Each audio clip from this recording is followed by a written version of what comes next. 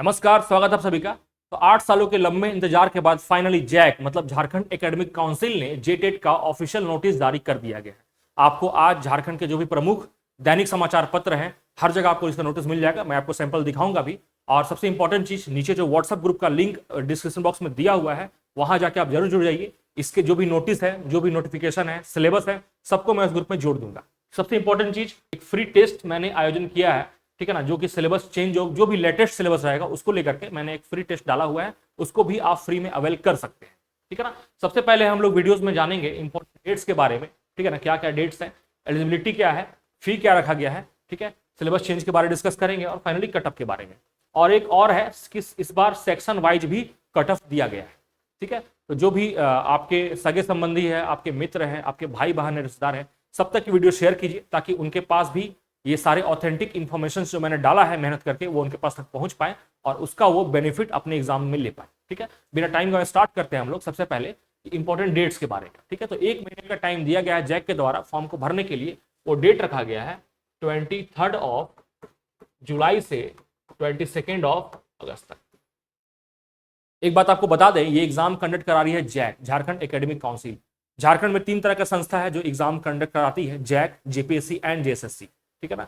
Jack का mainly काम है मैट्रिक और इंटरमीडिएट का एग्जाम कंडक्ट कराती है, लेकिन इस तरह के एग्जाम, जैसे कि इससे पहले भी झारखंड में 2 बार जेटेट का आयोजन हो चुका है और उसका जिम्मा किसको मिला था? जैक को ही मिला था। और आपको बता दें कि जेएसएससी जेपीएससी में भले लेट लतीफी होता है, लेकिन जैक का जो काम करने का तरीका बिल्कुल डिफरेंट है, क्योंकि आपको नौकरी के लिए परीक्षा नहीं दे रही है, आपको सिर्फ दे रही है प्रमाण पत्र, एक पात्रता परीक्षा का, ठीक है। तो आपको इसके लिए जो भी डेट्स दिया हुआ है, आप ऐसा एक्सपेक्ट मत कीजिएगा कि डेट एक्सटेंड होने वाला है या कुछ और बहुत ज्यादा टाइम मिलने वाला है आपको। ना तैयारी करने का आपको बहुत एक्स्ट्रा टाइम मिलने वाला है और ना ही फॉर्म भरने का, ठीक है। तो बिल्कुल ये मान के चलिए कि जो जैक ने डाल दिया है उसको लक्ष्मण रेखा टाइप से, हाँ, अगर ऐसा इत्तेफाक हो जाए, मिरेकल हो जाए, चमत्कार हो जाए, तो आपको डेट एक्स्ट्रा मिल सकता है, ठीक है। तो उस पर हम लोग नहीं जाएंगे, हो सकता है वो सौभाग्य की जगह दुर्भाग्य में बदल जाए। हम बात करेंगे एलिजिबिलिटी का। तो हम जानते हैं कि झारखंड में या फिर ऑल ओवर इंडिया में जो बीएड वाले हैं वो पहले 1 to 5 और 6 to 8 दोनों के लिए एलिजिबल हुआ करते थे, लेकिन according to supreme court judgment वो सिर्फ अब एलिजिबल रह गए हैं 6 to 8 के एग्जाम के लिए, ठीक है। और 1 to 5 6 to 8 के लिए कौन है? तो डीएलएड वाले हैं, वो दोनों के लिए एलिजिबल है, ठीक है। एक के बाद क्लियर समझ लीजिएगा। तो जो भी बीएड वाले हैं, डीएलएड वाले हैं, वो अपने हिसाब से फॉर्म भर सकते हैं, लेकिन जिनको अगर मौका मिल रहा है दोनों भरने का, तो काइंडली रिक्वेस्ट है दोनों भरिएगा, क्योंकि फी भी आपको उसी अकॉर्डिंग लगने वाला है, ठीक है ना। तो हम लोग पहले जानेंगे फी के बारे में, ठीक है। तो फी जो है वो जनरल के लिए अगर आप सिर्फ 1 to 5 भरते हैं तो 1300 और सिर्फ 6 to 8 भरते हैं तो 1300, लेकिन अगर आप दोनों अप्लाई करते हैं तो 1500, ठीक है। इसी प्रकार से BC1, BC2 और EWS चारों के लिए फी बराबर रखा गया है। कितना? एक का 1300 और दोनों का 1500। लेकिन ST और SC के लिए एक भरने पे आपको 700 लगेगा और दोनों भरने पे 800 लगेगा, ठीक है। आदिम जनजाति के लिए एक भरने पे 500 और दोनों भरने पे 600। फी थोड़ा सा ज्यादा ही हाइक है, ठीक है ना। तो गलती मत कीजिएगा, ऐसा मत कीजिएगा कि दोबारा फॉर्म भरने का मौका मिले। जेएसएससी और जेपीएससी फॉर्म भरने का वहां प्राइस, वहां फी 100 रुपया है, यहाँ आपको बहुत ज्यादा है, ठीक है। तो गलती, काइंडली रिक्वेस्ट है, गलती मत कीजिएगा, नहीं तो आपको एक अच्छा खासा एक इसमें चूना लगने वाला है, ठीक है। इसके बाद बात करें हम लोग शैक्षणिक योग्यता का, तो बीएड के साथ साथ आपका अगर 1 to 5 के लिए एलिजिबल है तो इंटरमीडिएट प्लस डीएलएड होना चाहिए, और अगर आप 6 to 8 के लिए है तो ग्रेजुएशन प्लस होना चाहिए आपको बीएड या डीएलएड, ठीक है। याद रखिएगा, परीक्षा को देने के लिए पात्र तो सीटेट वालों को भी देना पड़ेगा। जो सीटेट वाले ऐसे उत्तीर्ण अभ्यर्थी हैं जिन्हें मौका मिला है सहायक आचार्य में फॉर्म भर के एग्जाम देने का, उन्हें भी ये फॉर्म भरना जरूरी है, एग्जाम देना जरूरी है और पास करना भी जरूरी है। अगर वो पास नहीं कर पाए इस परीक्षा को तो उनकी लगी हुई नौकरी भी चली जाएगी। ये बात बिल्कुल क्लियर है, हाईकोर्ट का स्पष्ट जजमेंट है इस पे, ठीक है ना। तो जो सीटेट उत्तीर्ण है, नेबरिंग स्टेट के उत्तीर्ण है, तो वो भी इस परीक्षा की तैयारी बढ़िया से करें। जो भी सिलेबस लेटेस्ट है, जो भी सिलेबस है, उसमें आप बढ़िया से प्रिपरेशन अपना स्टार्ट कर दें, ठीक है। हम लोग बात कर लिए डेट्स के बारे में, योग्यता और फी के बारे में। बात करते हैं सिलेबस के बारे में, ठीक है।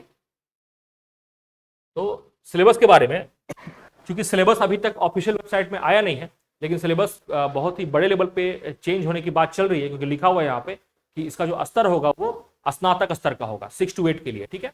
तो सिलेबस जब भी अपलोड होगा उस पर हम लोग एक डिटेल वीडियो एनालिसिस करेंगे, वो भी आपको हम यूट्यूब चैनल पे अपलोड कर देंगे, काइंडली उसको जरूर देखिएगा, आपको काफी हेल्पफुल रहने वाला है।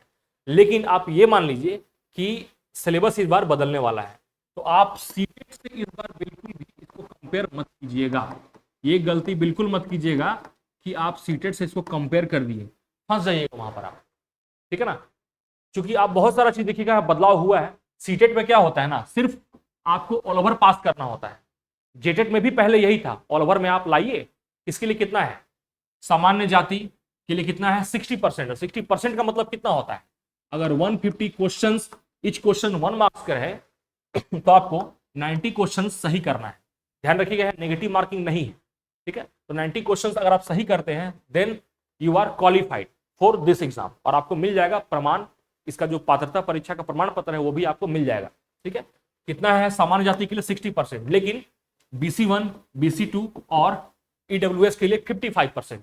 55% होता है 150 का 82.5, तो इसको राउंड फिगर में आपको लेना होगा, 83 स्कोर करना होगा आपको अगर आप BC1, BC2 या EWS के तो।